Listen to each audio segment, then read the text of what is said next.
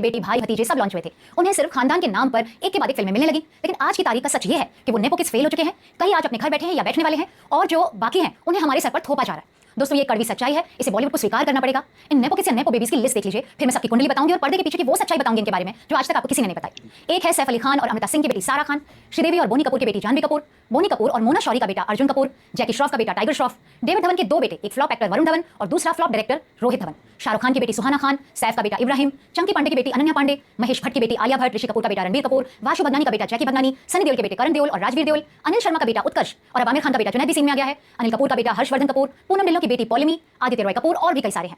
जरा और पीछे जाएं तो हैरी बवेजा का बेटा हरमन बवेजा और सबसे नाकारा नेपो किड यश चोपड़ा का सर चढ़ा बेटा उदय चोपड़ा। दोस्तों आप ये जरूर सोच रहे होंगे कि मैंने इस लिस्ट में आलिया और रणबीर का नाम क्यों लिया।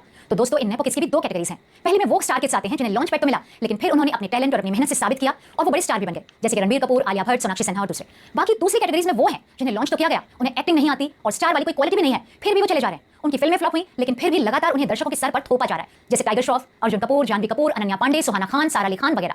दोस्तों ये लड़के लड़कियां साबित कर चुके हैं कि इन्हें एक्टिंग का ए भी नहीं आता, न ही ये स्टार मटेरियल है। इनकी फिल्में पिट रही हैं, दर्शक इन्हें बुरी तरह से रिजेक्ट कर रहे हैं, लेकिन फिर भी इन्हें बार बार कास्ट किया जा रहा है, वो भी लीड हीरो हीरोइन के रोल में, क्योंकि बॉलीवुड के डेस्परेट प्रोड्यूसर्स को लगता है कि टैलेंट सिर्फ इन्हीं के खून में है, वो कभी ना कभी दिख ही जाएगा। भाई पत्थर को बार बार घिसने से वो हीरा नहीं बनने वाला है, उसमें हीरा अंदर होना तो चाहिए। आप उसे सिर्फ तराश सकते हैं, पॉलिश कर सकते हैं, लेकिन उसके अंदर हीरा होना जरूरी है। लेकिन कई प्रोड्यूसर्स ये मानने को तैयार ही नहीं है और वो बाज नहीं आ रहे हैं, और इसका हर्जाना उन्हें भुगतना है। अब बात करते हैं नेपो किड्स की एक्टिंग स्किल्स की। दोस्तों ऐसा कोई भी बॉलीवुड स्टार का बेटा बेटी भाई भतीजा नहीं है जो एनएसटी या एफटीआई में गया हो। ये नेपो बेबी ज्यादातर न्यूयॉर्क वगैरह जाके छोटा सा शॉर्ट टर्म एक्टिंग का कोर्स करके आ जाते हैं, फिर अपने पिता के या उनके दोस्तों के प्रोजेक्ट्स में असिस्ट करते हैं, माहौल समझते हैं और फिर इनके पिता माता फिल्म का प्रोजेक्ट बना के इन्हें लॉन्च कर देते हैं।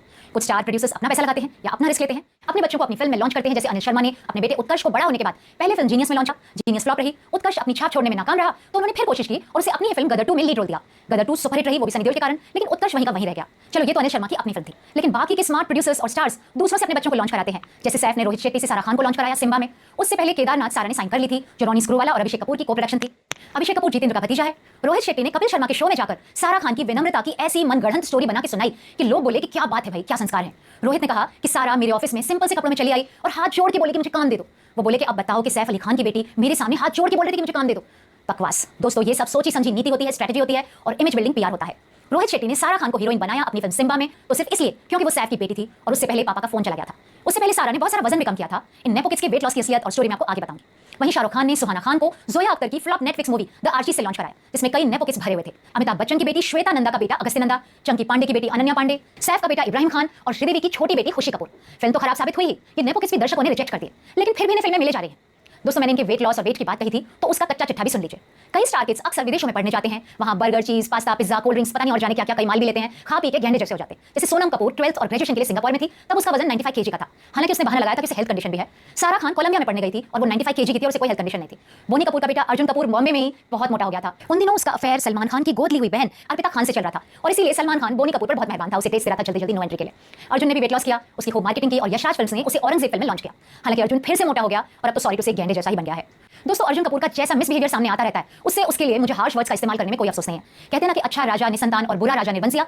आदमी के कर्म देख के लोग उसके लिए शब्द चुनते हैं। अर्जुन ने तो एक रेडियो एफएम में आरजे को सबके सामने यानी कैमरे पर थप्पड़ मार दिया था। बाद में चैनल ने बोला कि ये पीआर स्ट्रेटजी थी। वो आरजे भी कौन था जिसे इतनी सेल्फ रिस्पेक्ट नहीं थी कि इस निकम्मे आदमी से थप्पड़ खा के भी वो काम करता रहा और मुंह नहीं खोला उसने उसके खिलाफ। दोस्तों ये इन स्टार किड्स का असली बिहेवियर है, असली रूप है, जो कभी कभी सामने आ जाता है और इसे फिर छुपाया भी जाता है। दोस्तों फिट होने के बाद अर्जुन ने अर्पिता से ब्रेकअप कर लिया और सलमान खान की भाभी मलाइका को पसंद कर लिया और उससे उनका फैशन हो गया। ये चर्बी से लदे स्टार किड्स पहले पापा के किसी दोस्त फिल्ममेकर को असिस्ट करते हैं, जैसे सोनम ने संजय भंसाली को ब्लैक मैसेज किया था। फिर जब इन्हें हीरो हीरोइन बनना होता है तो उनका वेट लॉस कराया जाता है। इसमें सर्जरीज, लिपोसक्शन, स्किन टाइटनिंग वगैरह का सारा प्रोसीजर इस्तेमाल होता है। लेकिन मीडिया में अलग स्टोरी सुनाई जाती है और आलसी या पैसे लेके कई मीडिया वाले उसे वैसे का वैसा छाप देते हैं। मैंने खुद ऐसे लोगों को छापते देखा है, पैसे लेके पीआर स्टोरीज को। मुझसे भी सोनम कपूर ने कहा था कि उसने जिम किया था, उसके लिए 2 ट्रेनर्स रखे गए होंगे, डाइटिंग भी उसने की और वो नेचुरली पतली हो गई। दोस्तों मुझसे ये बात सोनम कपूर ने सांवरिया की रिलीज से पहले कही थी, लेकिन ये सब झूठी कहानियां होती हैं। सिर्फ डाइटिंग और ट्रेनिंग से इतनी जल्दी रिजल्ट्स नहीं आते, इसके लिए शॉर्टकट्स भी अपनाए जाते हैं। उसकी अलग से स्ट्रेटजी बनती है और मार्केटिंग होती है और फिर ये लोग फिटनेस आइकन बन जाते हैं। पहले तो इसके लिए मीडिया की जरूरत भी होती थी, लेकिन अब सोशल मीडिया के जरिए काम हो जाता है। लेकिन दोस्तों अच्छा एक्टर और स्टार बनने के लिए सिर्फ बॉडी काफी नहीं होती।